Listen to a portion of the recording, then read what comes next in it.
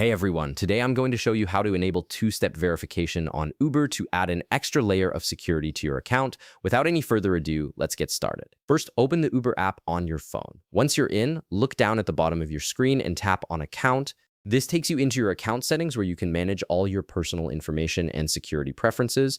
Now that you're in the account section, direct your attention to the upper right corner of the screen. You'll see your profile icon there. Go ahead and tap on it.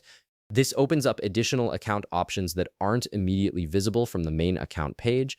From the menu that appears, look for the option labeled Security and tap on it. This is where Uber houses all the security-related settings for your account, including password management and verification options. It's the central hub for keeping your account protected. Once you're in the security section, you'll see an option for two-step verification. Tap on it to proceed. This feature adds an important second layer of protection by requiring a code in addition to your password whenever you log in, making it much harder for unauthorized users to access your account. On the next screen, you'll see a button that says Get Started. Tap on it to begin the setup process. Uber will now guide you through choosing your preferred verification method. Here, you'll be presented with two options for receiving your verification codes. You can choose either text message or authenticator app. Both methods work well, but an authenticator app is generally considered more secure since it doesn't rely on SMS messages. For this tutorial, let's tap on Authenticator app. After selecting the Authenticator app option, Uber will display a QR code on your screen.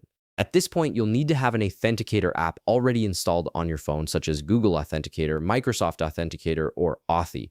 Open your Authenticator app and use it to scan the QR code that Uber is showing you. Once the code is scanned successfully, your Authenticator app will automatically add Uber to its list and start generating codes for it.